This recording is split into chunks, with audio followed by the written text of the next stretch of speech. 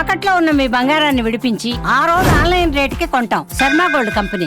నమస్కారం, welcome to Suman TV. నేను గీతాంజలి. ప్రస్తుతం మనతో పాటు ప్రముఖ ఆధ్యాత్మికవేత్త శ్రీమతి డాక్టర్ భట్టిప్రోలు విజయలక్ష్మి గారు ఉన్నారు. వారితో మాట్లాడదాం.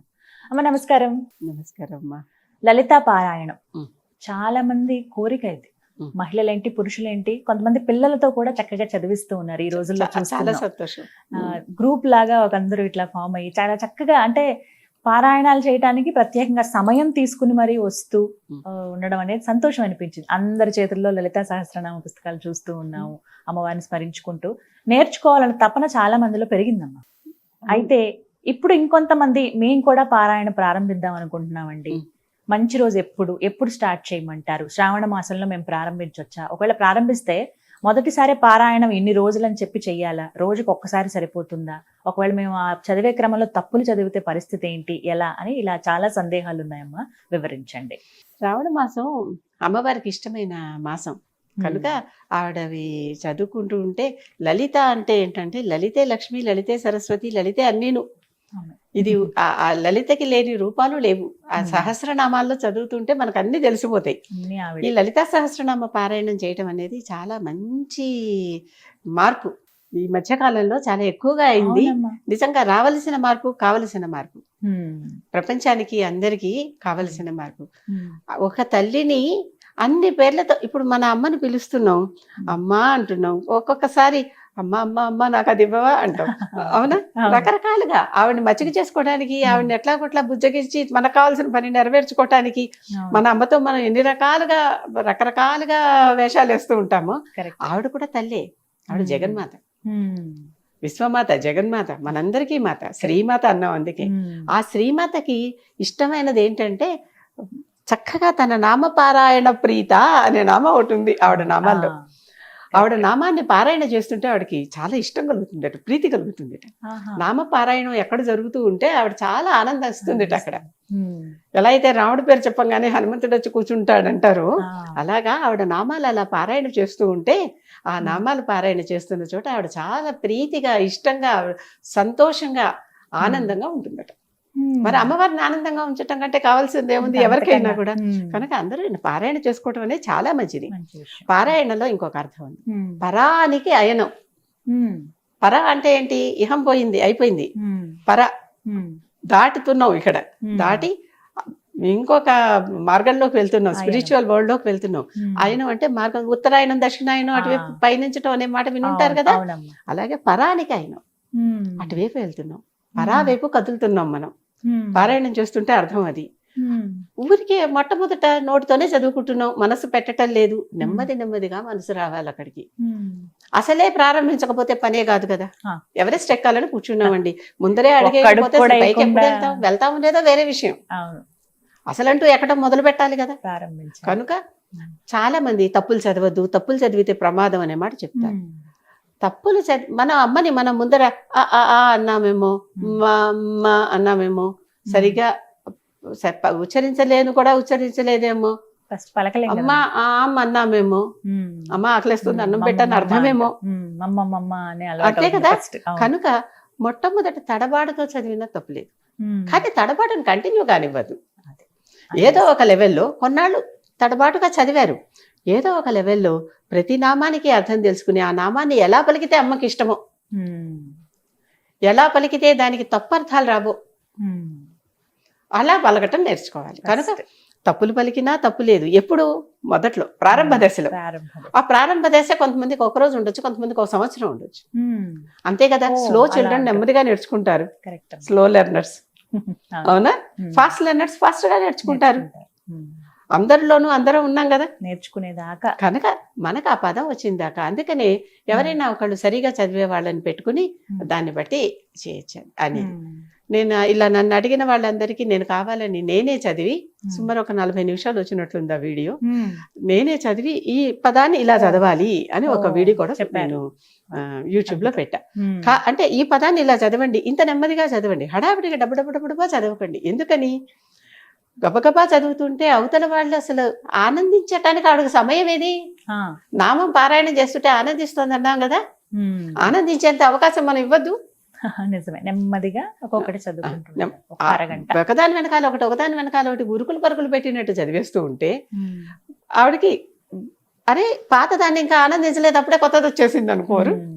గబగబా బోల్డ్ పిండి వంటలు ఇష్టమైనవి గబగబా మీద పెట్టేస్తే ఎన్ని తినగలం, అలా అవుతుంది అనమాట.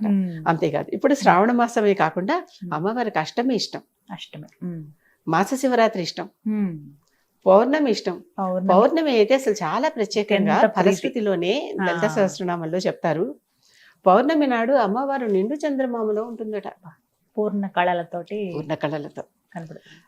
పున్నమి లాంటి చంద్రుడు అని అంటాం, పున్నమి చంద్రుడు అంటే ఆ ఆవిడ ముఖం దాంట్లో కనిపిస్తోంది అంటే చంద్రుడికి తల్లి పోలిక, చంద్రుడికి తల్లి పోలిక, తల్లిలాగా చక్కటి ముఖంతో పూర్ణబింబంతో మెరుస్తున్నాడు అక్కడ. ఆ పూర్ణబింబంతో మెరిసేటటువంటి ఆ తల్లి అక్కడ ఉన్నప్పుడు పౌర్ణమి ఏదన్నా మధుర పదార్థం పాయసం లాంటిది చేసి, ఉత్త పాలైనా సరే, పాలు చక్కెరైనా సరే చేయలేనప్పుడు వెన్నెల వస్తున్నప్పుడు ఆ వెన్నెల్లో పెట్టి, ముఖ్యంగా శరద్ ఋతువులో రెట్టించిన ఉత్సాహం ఆవిడికి, శ్రావణ మాసం కూడా ఇటువంటి ప్రత్యేకమైన నెలల్లో ఏ నెల అయినా సరే పొన్నుమి నాడు ఆవిడ సంపూర్ణంగా ఉంటారు. అప్పుడు ఆ పాలు కానీ దాంట్లో కొంచెం చక్కెర వేసి ఆ పాలు వెన్నెల్లో పెట్టి ఆవిడ ఆ అమ్మవారిని చూస్తూ, ఎవరిని, చంద్రుడిలో ఉన్న అమ్మవారిని చూస్తూ లలితా సహస్రనామం పారాయణ చేసి ఈ పాలు నైవేద్యం పెట్టి ఆ పాలని కనుక తీసుకుంటే అది అమృతం. అంతకన్నా కనుక పున్నమి నాడు వెన్నెలలో కూర్చొని ఆ రోజుకి చక్కగా లలిత పారాయణ చేసుకుంటుంటే, శ్రావణ పౌర్ణిమ మనకి ఆ శ్రావణ పౌర్ణిమకున్న విశేషాలే బొల్లుడు. అద్భుతం అసలు కదా. 9వ తారీఖు వచ్చింది శనివారం రోజు. అసలు శ్రావణ పౌర్ణిమ నాడే మనం ఎన్ని పండగలు చేసుకుంటావో ఆలోచించండి. రాఖీ పౌర్ణిమ, జంధ్యాల పౌర్ణిమ, హయగ్రీవ జయంతి, ఇట్లా రకాలుగా ఉంటాయి. శ్రావణ పౌర్ణిమ నాడు అంత విశేషం. అలాంటి రోజున మరి లలితమ్మ వారిని వెన్నెల్లో కూర్చుని ఆవిడకి పాలు ఏదో మధుర పదార్థం నైవేద్యం పెట్టి, పాయసం లాంటిది అనమాట. ఆ అమృత కిరణాలు సుధాసారాభివర్షిణి అంటాం కదా, ఆ సుధలు అక్కడి నుంచి వర్షిస్తాయి, వర్షించి పాలలో చేరతాయి. అది అప్పుడు అమృత తుల్యం అవుతుంది. ఆ అమృత పదార్థాన్ని మనం ప్రసాదంగా తీసుకుంటే ఎటువంటి క్లేశాలున్నా అవన్నీ పోతాయి. క్లేశాలు అంటే కష్టాలు, దుఃఖాలు, అనారోగ్యాలు ఏవైనా సరే. చాలా మంది సమయం అడుగుతారమ్మా. ఇప్పుడు పౌర్ణమి అంటే మీరు చెప్పినట్లుగా అది రాత్రి వెన్నెల ఉన్న సమయమే.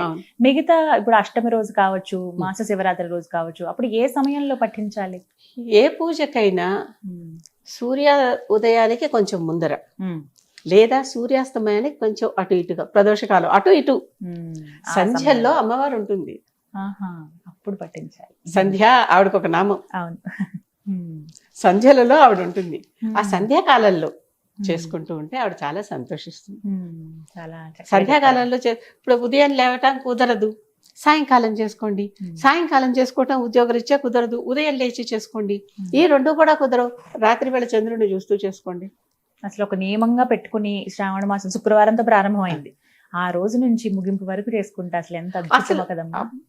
కొన్నిటికి అమ్మవారికి పుష్పం దొరకలేదండి, గురిగింజలు ఉంటాయి కదా, అవి ఆవిడకి ఇష్టం. ఆ గురిగింజలు పూజా స్టోర్స్ చక్కగా ఒక్కొక్క నామానికి ఒక్కొక్క గురిగింజ చేసుకుంటూ పూజ చేయండి, బాగుంటుంది. పాలు నైవేద్యం పెట్టండి, ఎంత సంతోషిస్తుందో అమ్మవారు. అద్భుతం. ఈ శ్రావణ మాసం అనేది ఎన్నో పూజలకి మనకి దారి తెరుస్తుంది. ఆషాఢం అంతానేమో అప్పుడే పూజలు మొదలు పెట్టేస్తాం, కానీ శూన్య మాసం అని కొన్ని ప్రత్యేకమైనటువంటివి చెయ్యము. అప్పుడు శ్రావణ మాసం వచ్చేసరికి ఒక్కసారి ఎన్నో రకాల శుభకార్యాలకి శుభ సమయాలకి తలుపు తెరిచినట్టు అవుతుంది. చక్కగా శ్రావణ మాసంలో ఇవన్నీ కావాల్సినవన్నీ చేసుకోవచ్చు. కాకపోతే ఈ దక్షిణాయనం అంతా కూడా దేవతల పూజలకి చాలా అనుకూలంగా ఉంటుంది.